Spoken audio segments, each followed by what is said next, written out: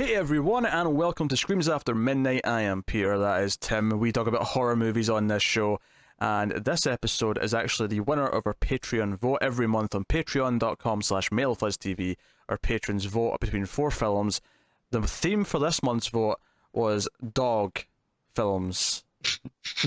Canine cinematic experiences.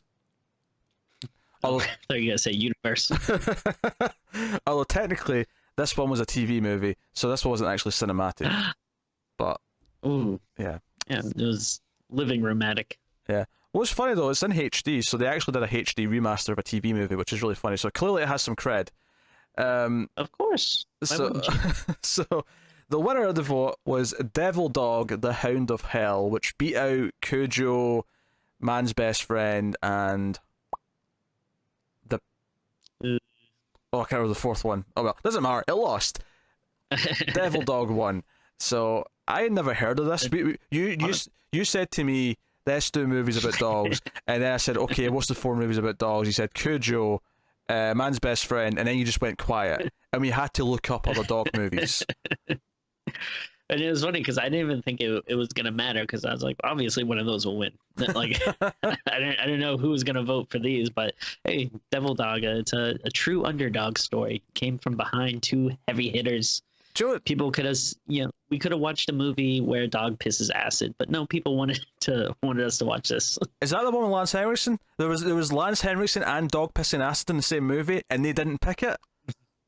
That's what I'm saying. I don't know what's going on with some of these voters, but you assholes!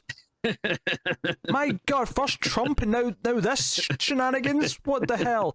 Joe's funny actually about the voting.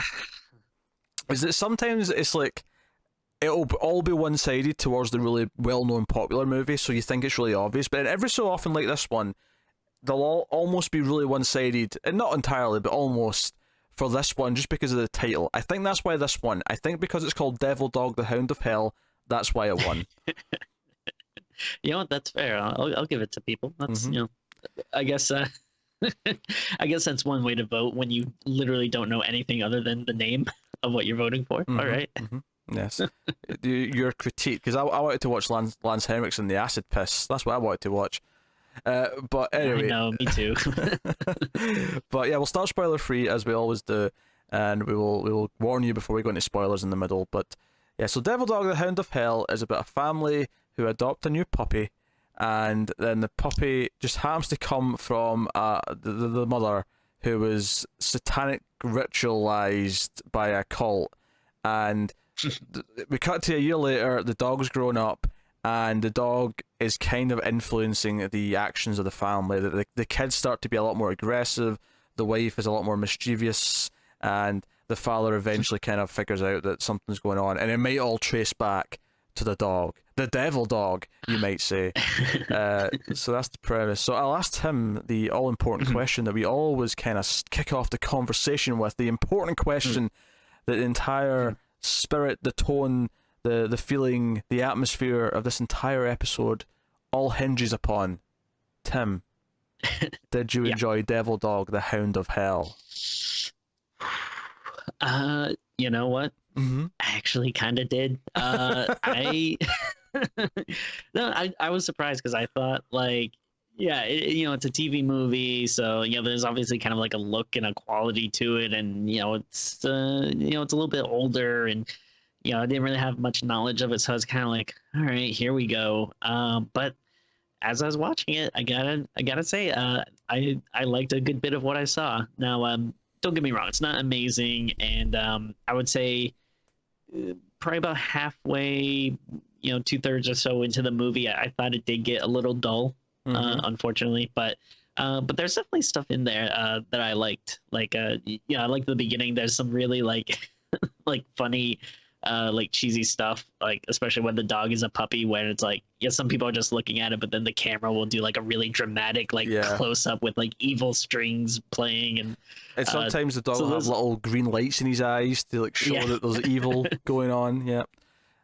This is the devil cat, the feline of hell.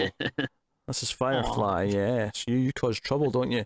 Actually, no, you're a noble warrior. You're here to fight the devil dogs. Yes, you're the defense force. Quite right. We said Tim. Cat.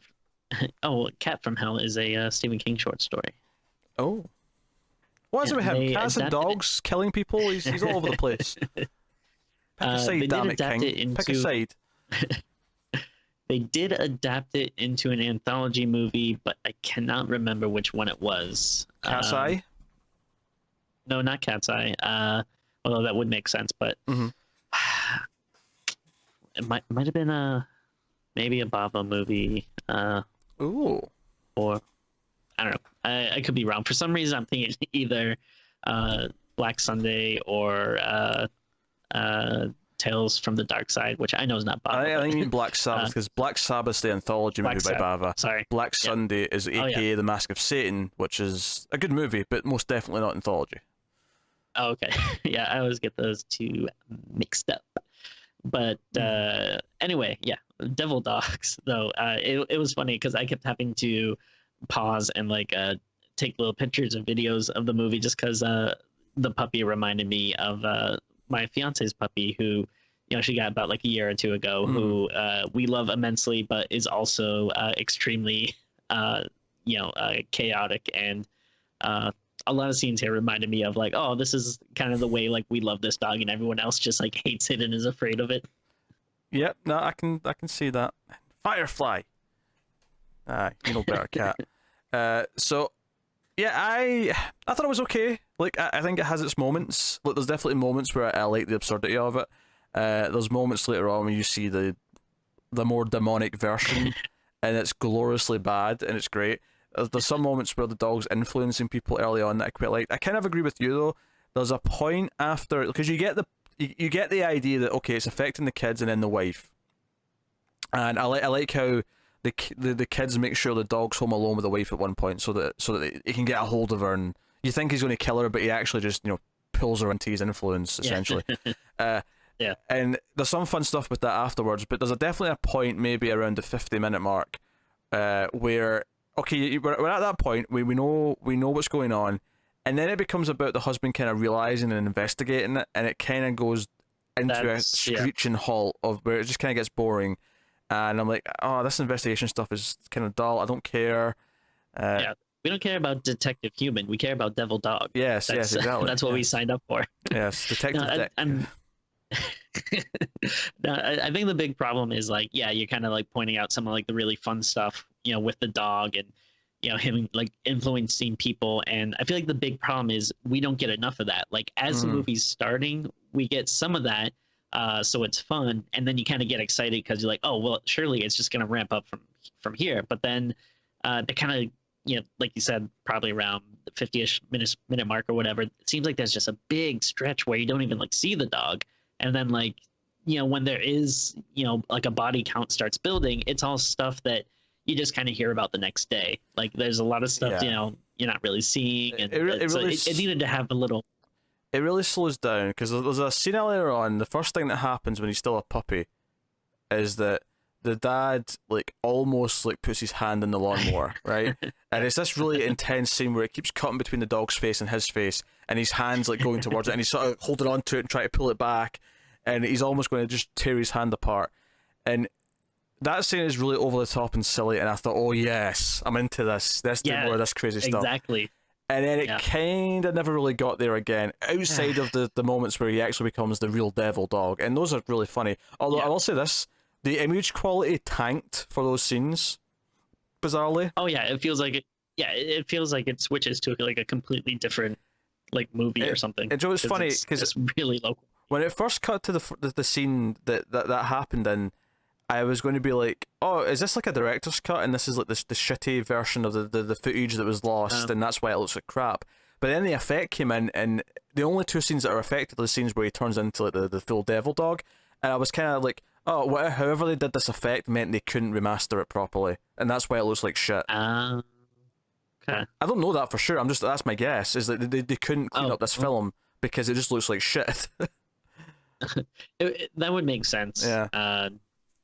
That, and probably I'm sure like like there must be enough love for this movie for them to put the HD version out, but maybe not enough to make it a really solid version. So yeah, it's kind of okay. That's kind of where I land on it.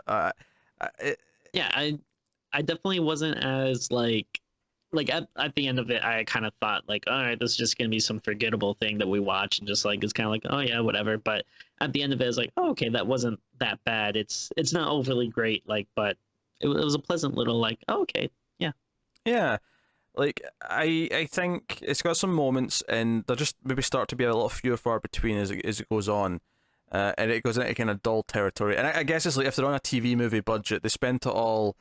Oh, that's this crazy thing though, is that most of the stuff I like isn't even the stuff they spent money on. Like it didn't cost much yeah. for some of the ridiculous stuff. The housemaid who meets a I love that scene so untimely much. demise. It's so poorly like directed and like weirdly cut that makes it really funny when she gets set on fire, and Yeah, it's laughable. And I'm like, oh yes, I want more of this. And this came quite soon after the lawnmower thing, or soon before it. yeah, So those two close together, it was like yes, yes, yes. This more of this crazy stuff. yeah. Like with all that stuff, and especially like the opening of the movie where you have the like crazy out of nowhere, over the top satanic cult, which I have questions on.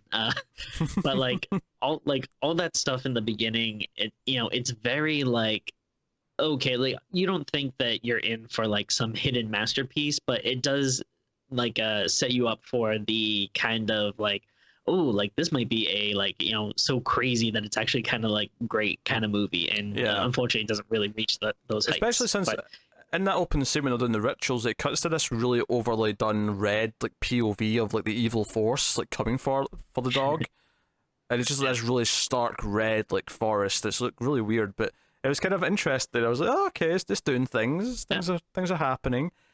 I thought it was interesting. On the poster that's on IMDb for it, I'm looking at right now, it says Devil Dog, Hound of Hell, and it says starring Kim Richards, and I'm like, okay, I guess the wife's the biggest star in the movie. However, that's not the wife. That's the daughter. oh, For some reason, really? the Oh. daughter's the one who's on the poster, and I clicked on her to see like is she a big thing? Like maybe they put her name in retrospect because it's kind of like how when Critters 3's out now, it always says starring Leonardo DiCaprio because he's in that, but he's Yeah. a small part of it, but because he's famous now, and not really like Halloween H2O starring Joseph Gordon-Levitt. yeah, exactly that kind of thing. Yeah, although that movie at least has actual stars in it from the time period, and True. you know, but that's a good example, Timmy. Well done. Well done.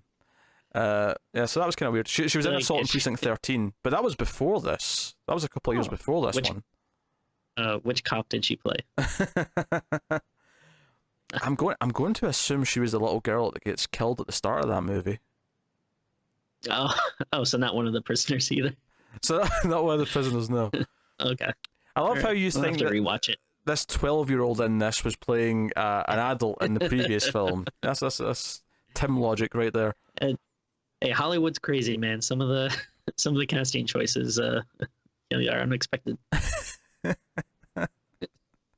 Yeah, I mean, they cast Jesse Eisenberg as Lex Luthor, so I mean, yeah, crazy things can happen.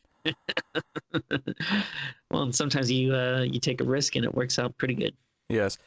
We mentioned a actual devil dog sort of appearance at some point. There's a couple of moments in the film where the dog presents his demonic form, and it's this ridiculously cheesy looking over the top effect where the dog looks like 8 foot tall, and it's really silly, but that therein lies the fun. I did actually laugh at one point. There's a moment towards the end, just before I'll call it the final showdown. More than that in spoilers, but where you see the shadow of the dog like against the building, and it looks like it's the size of a bus. But it's not like his devil dog like in mode yet. It's just the shadow's meant to be that big, and I'm like, I get that if you angle a shadow up the way from enough of a distance, it looks bigger. But this was like huge,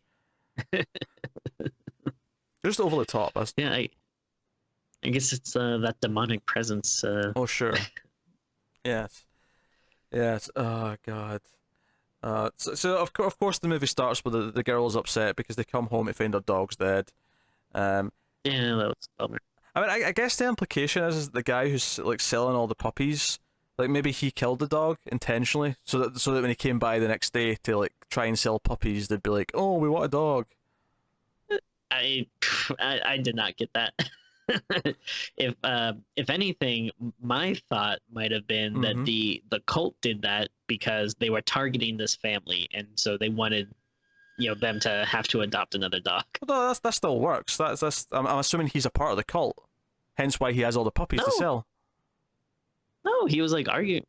I didn't think that because I thought he was like arguing with like the kind of haggling with the cult lady in the beginning That's because she true. was buying a dog from them.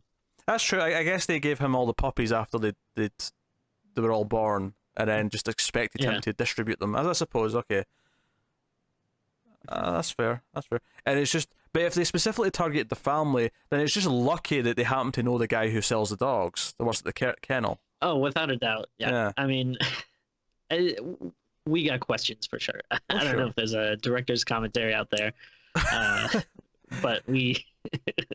Is the There's definitely director answers. proud enough of his work to admit that it was his? I mean, I don't know. Is Curtis Harrington proud of Devil Dog, the Hound of Hell? I'll have to. I'll have to Maybe. get him on the pod. I don't know. We'll see. I don't know. Yeah, I think my big question is like, all right, so this cult's plan is to, basically Oh, shit. possess a. Just to finish up on that previous point, he will not be coming on the podcast because he died in 2007. Our condolences. My Yes. gosh, I mean, he died at 80. That's a good age. He didn't go too super young. it's a damn fine age. You leave behind a good body of work. That's rest in power. He was born in 26, so he was actually pretty old when he was making this, bizarrely. Oh man. Yeah. Well. Yeah. Well, maybe on that lucky day when we kick the bucket and ascend to those pearly gates, maybe we can finally have that long-awaited conversation with Curtis Johnson. But until Well, if it's then, anything like a we'll good just- place, I just hope they put me in a different neighborhood from you. if it's a good place, we'll see. Yes. If you're there, then I know it's the bad place because they've put us together. We'll make it work. I'm sure. Mhm. Well, as long as we're not soulmates, I think God, it'll be yes. fine. Uh-huh. Uh-huh. I know who you're hoping for. It's not your soon-to-be wife. I know who you're hoping for. I'm sure it's gonna be a joke about either a goat or a boy. I was actually going to say it rhymes with wheelbarrow, and it was maybe Del Toro, but it was not a good Oh. joke. It was not a good joke. I couldn't I thought think you of were gonna say anything. like the look. I couldn't think of anything that I rhymed thought- with Del Toro. I was struggling. What do you want from me? I thought you were gonna say Brahms, the titular boy from The Boy, but The fact that you think I would remember that character's name is baffling to me. Baffling. I cannot remember Brahms, especially since it's such a common name. Oh yeah, Brahms. Yes, yes. There was 3 Brahms in my school, Tim. Yes, I remember that. Yes, four Kevins, 3 Brahms. Ooh, sounds like a nightmare. Um, Oh dear, we need to talk about Kevin. that was poor. But That was poor. That was poor. we need to talk about Kevin's. That's a sequel where it's like a bunch of Kevins. Oh god. Or no, the sequel's called We Spoke About Kevin. Oh. And then, of course, just to end the trilogy, wait, one more time. Let's follow up with R.E. Kevin.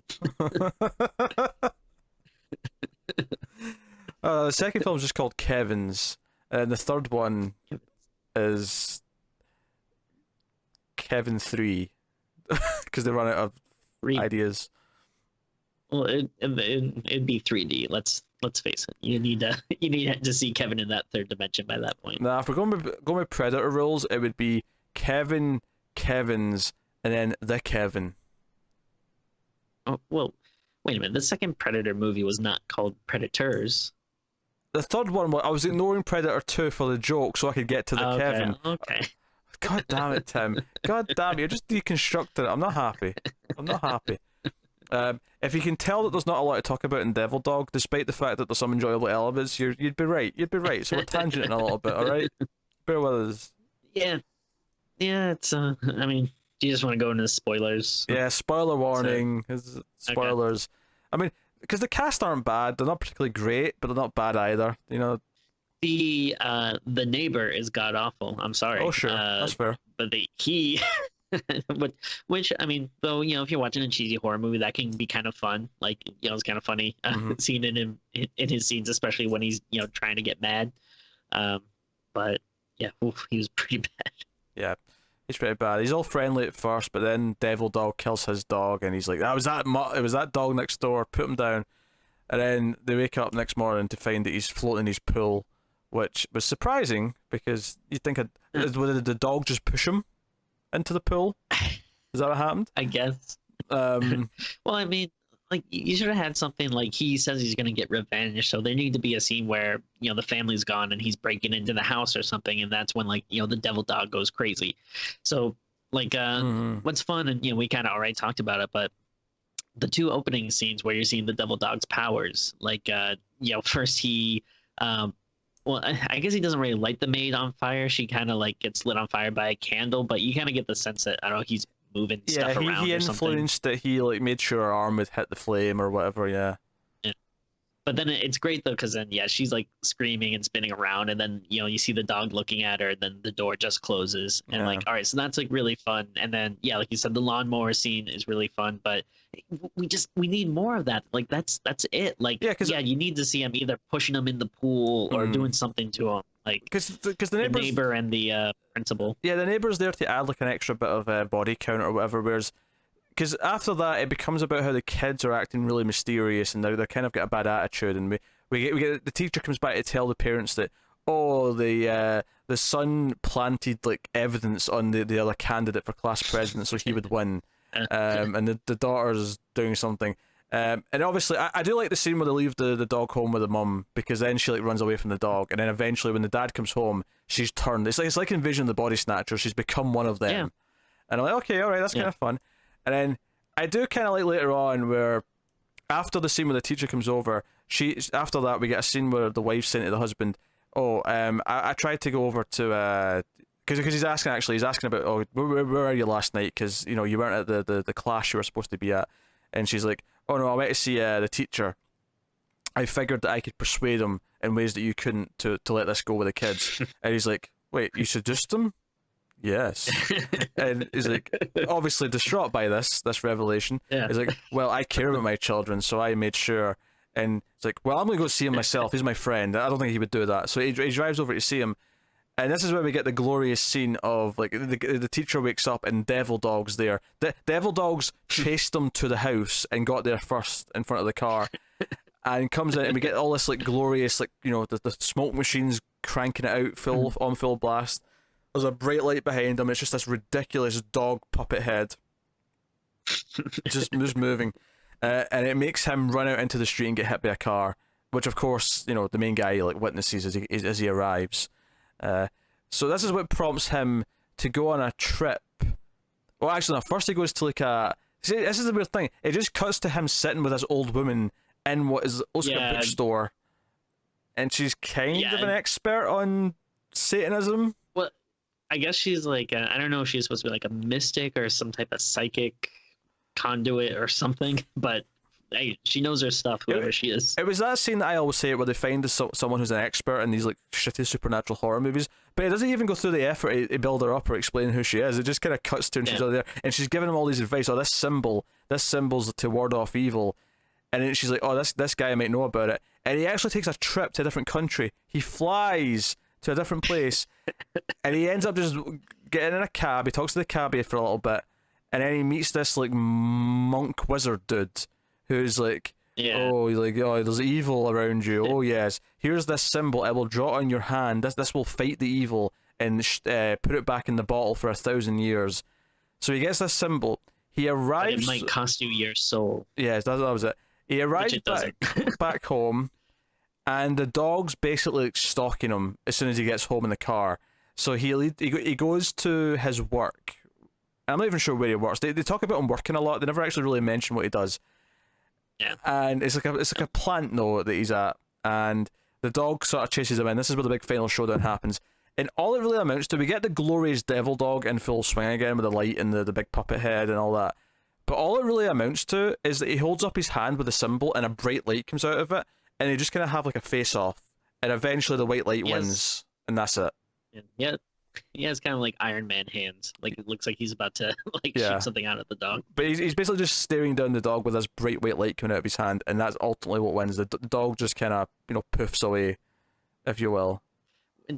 Which again, like it could have been a like if it was more over the top and seemed like more of a struggle, it could have been like really fun. But it just kind of comes down to like a guy basically just holding his hand out, to the dog. And then do you know what it is? There's never any real threat or resistance or like complications. He's told this light will work. He holds up his hand and it works, and that's it. That's not entertaining. It's just happening exactly as they're saying it's going to happen. Yeah, and they even kind of set it up like when the mystic person or whoever he's talking to, like they kind of warn him like, oh yeah, like this will banish the spirit, but it may cost you your soul. So they make it seem like it's going to be a struggle for him, but it doesn't. It's not. It's like everything's really fine afterwards. It's like if there's just no obstacles in a movie, it's like it's just a straight line. You're just walking to the end. It's the same with a video game. Imagine taking out all the enemies in a video game and all the obstacles. It's just like a corridor, and you get to the end of the corridor and you win. That's what the final fight in this movie is. It's just, there's no struggle. Yeah, especially like with horror movies, like there's usually a lot of times I'll have like a fake out where it looks like you won, and then there'll be like a big surprise or jump or something. But no, here it's just like, oh, okay. And he comes home and he goes his wife, back to his family. Yeah. They're just cured. They're just back to normal. Because that was the other thing is throughout. And this is when I was comparing it to Invasion of the Body Snatchers. Is when the teacher came round to like say the kids were up to no good or whatever. They'd always like stick up for each other, and they'd always say, "Oh no, don't be ridiculous." The wife would always say, "Oh no, our kids aren't doing that. That's normal. They should be doing that." And then the same, like, both the wife and the kids would always defend the dog. Like, whenever anyone would accuse the dog of doing anything bad, including the husband, they say, no, don't be ridiculous, the dog's sweet, or whatever. Yeah.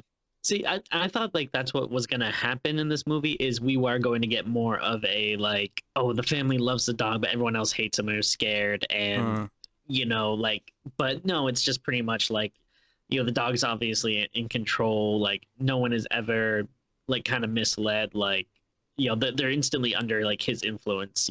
Like it doesn't really seem like there's much of a struggle, or I thought maybe even like the dog itself might fight, like maybe it is a good dog, but then it gets possessed in these periods or something. But nothing like that really. Nothing ever.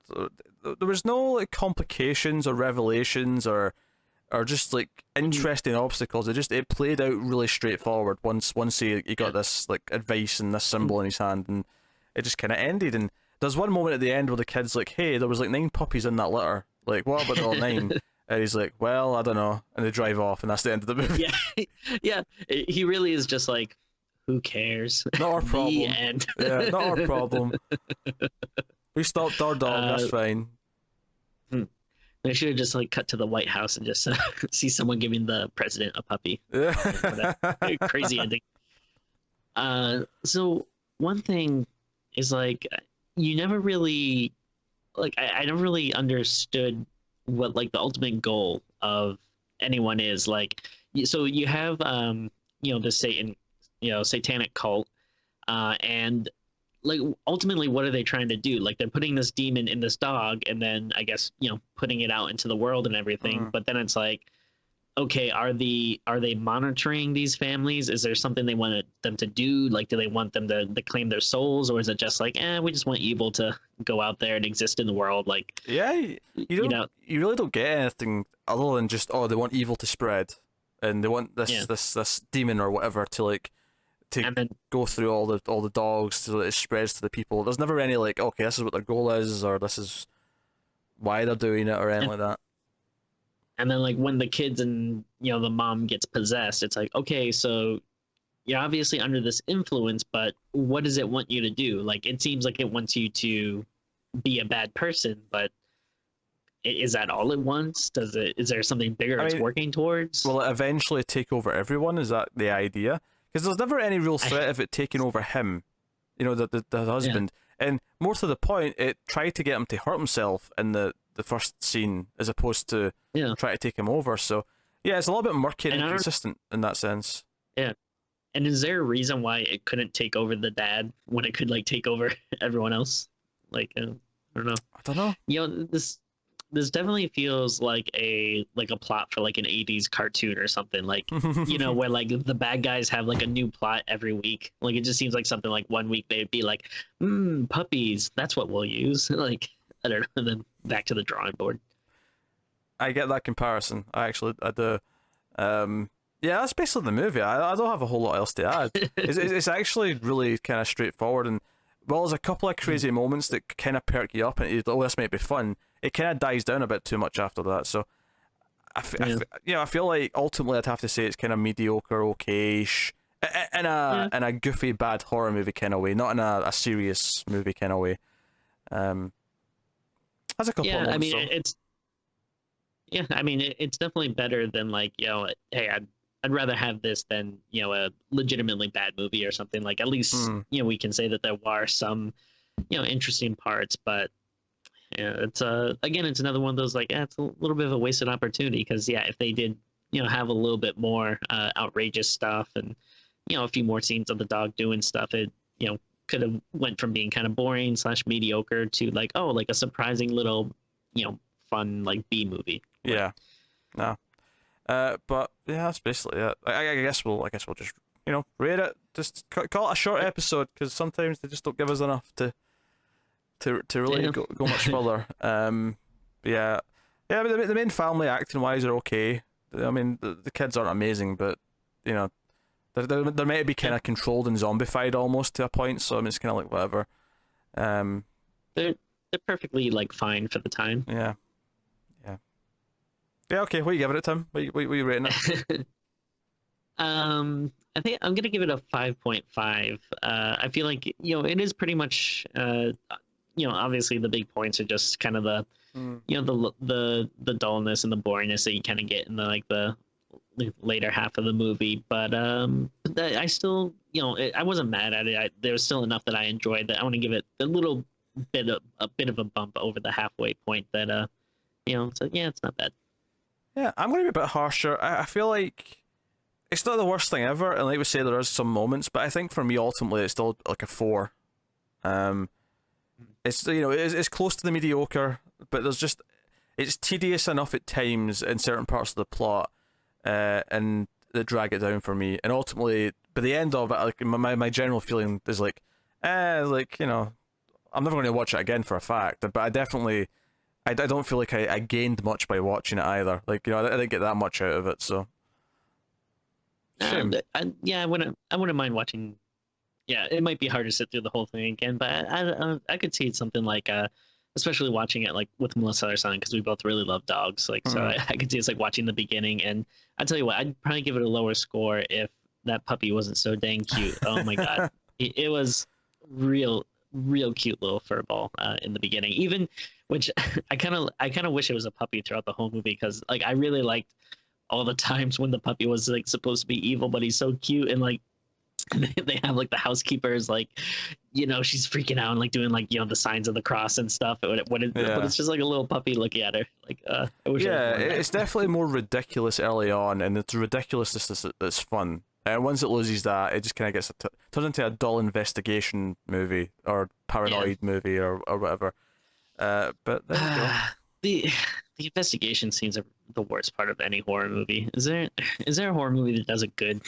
It's like, it's The Ring. I don't like it. I guess the whole movie is kind of that, though. That's kind of the point of that movie, so they have to be good, otherwise it wouldn't work. But yeah, so yeah, that screams. That's Devil Dog. That's the Patreon pick. Obviously, worth noting that there's 3 votes up for next month for October, because this is September. All the votes right now are for October, for the Octoberthon. There are 3 total votes up. There are 2 Patreon votes.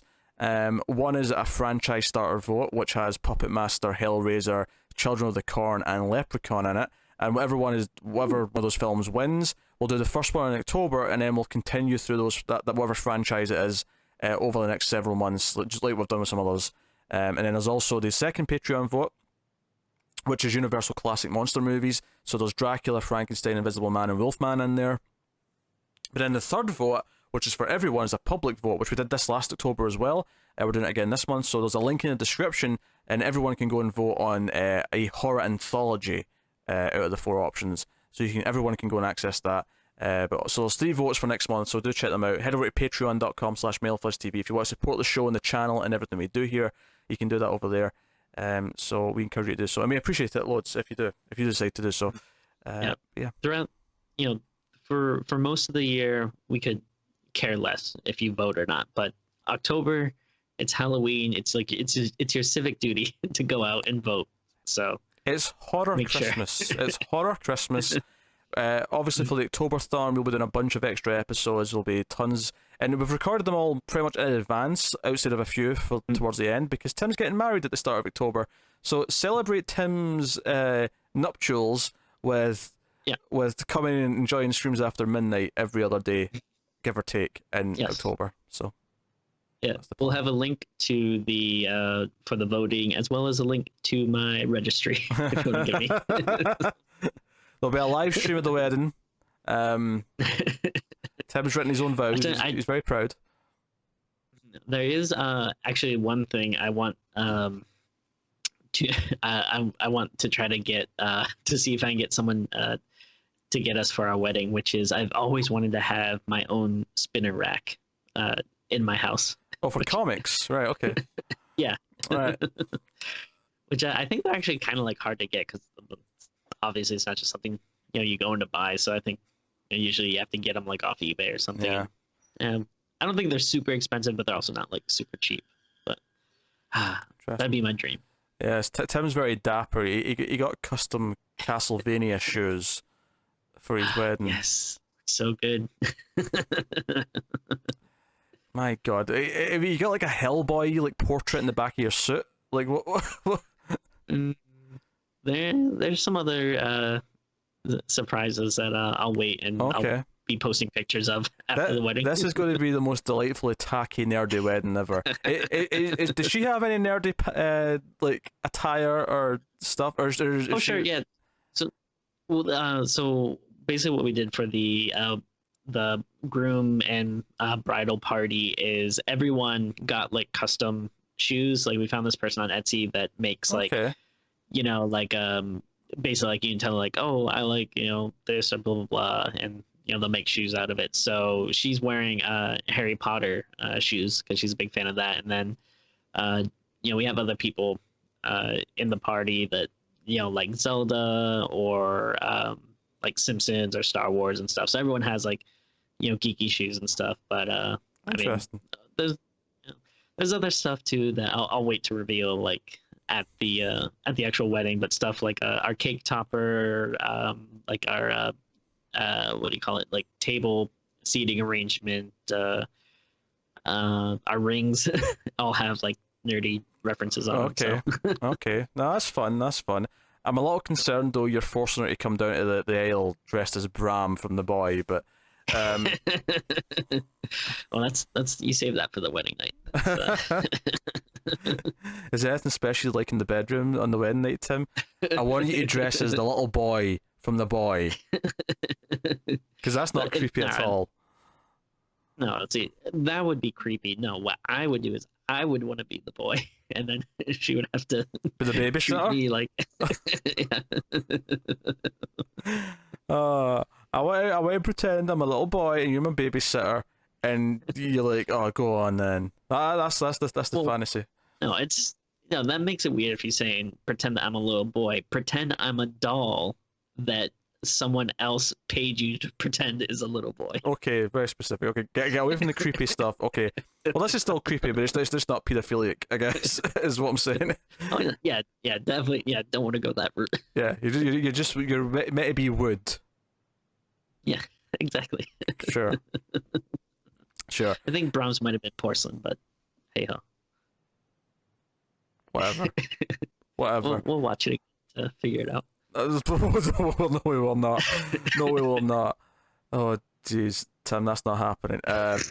Okay.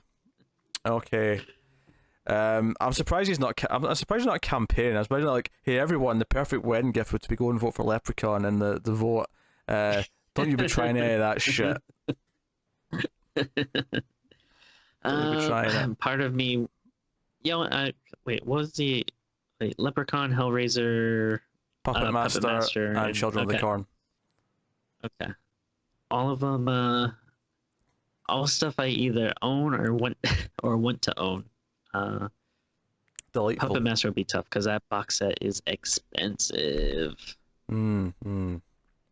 Yes. What's interesting, actually, out of those voted movies, I've seen the first 3 or 4 of all of them, but they all have like 10 movies or something like that. So, so I've seen all the first ones and a few more after them, but eventually, after a few months, when we get to the later sequels, I would be into new territory with all of them. So that's kind of exciting. Yeah, I mean, I think I'm in the same boat. Leprechaun, I think, is the only one I've seen straight through. Like I've seen the first 4 Leprechauns, and I've seen the first 3 of the rest of them. And I think it's because I have the first 3 Puppet Masters on Blu-ray. I had a DVD box set that was the first 3 Children of the Corns, and I had a DVD box set that was the first 3 Hellraisers. So that's why I've seen the first 3 of those, and not none of the ones after. The thing that sucks about like Hellraiser and Children of the Corn is I have like random like copies of it. Like I have like a 6 movie set for Children of the Corn. I think it's like it doesn't come with the first one, but I have the collector's edition for the first one on Blu-ray. But then like 2 through 7 box set. Yeah, but then like it's annoying because like I know Hellraiser, I was looking at like there was a Blu-ray that was like 4 Hellraiser movies on one set, and I was like, "Ooh, I'll get that." But then it's like, I think it's 4 through 8 or something. All right. And then, but I have the double feature for 1 and 2 on Blu-ray, so I'm like, wait, where does that leave 3? I know they have a box set which is 1 through 3, but it's a super expensive Arrow one. I'm like, I don't know if I want to get that. They did a cheaper version because the expensive one came in the cube, the actual puzzle box thing. I think they did like a cheaper normal packaging version afterwards, so you might want to look into that. It may not actually be that hard to track down. Because they did the same thing with on DVD. Anchor Bay did the same thing with Phantasm. There was the ball version, but then there's like a normal version that was cheaper. Okay, I'll look into that. Because as shitty as these movies are, I kind of want to own all of them. It's like a weird. You have a problem. Like, yeah, no, I admit it. You have a problem. This year has been especially bad when it comes to like collector's edition Blu-rays and stuff. Like, so it seems like every week, like Scream Factory or Arrow is announcing like, oh, God damn it, I gotta get that. Like, all right, well, shit, I'll get that too. Oh yeah, better sell back my shitty no special feature Blu-ray, and so I can get the good version of this. No, I understand this pain. I understand it all too well. But hey, we actually spent an extra 10 minutes there talking about your wedding and other things. So hey, we padded this out to a normal runtime. But that has been Devil Dog, the Hound of Hell, a mediocre film. But we'll be back next week, of course, with a new release, actually. Maybe 2, depending. Which will actually be the last things we record before Tim goes away to get married. Everything else for the first 3 weeks of October are all pre-recorded. They're all done already. They're all ready to go. So you'll be getting that. And then we'll be recording some stuff towards the end of October. Of course, the new Halloween film will be coming out. The 3 voted for movies we'll have to do. And we've got 1 or 2 other little surprises up our sleeve for the back half of the month. But so this has been Devil Dog. Next week we got a new release or 2. And then it's break time. Not that you'll notice the difference because you'll be having episodes constantly through October. But that is us. So thank you very much for joining us. Head over to Patreon, like we said earlier, if you want to support us. Get us on Twitter at ScreamsMidnight. If you want to get us on Twitter, you can get me individually at Wibble89. You can get Tim at Tim Vergulish. And that is us. So thank you once again for watching or listening. We always appreciate it. Keep watching scary movies, guys. And we'll see you next time.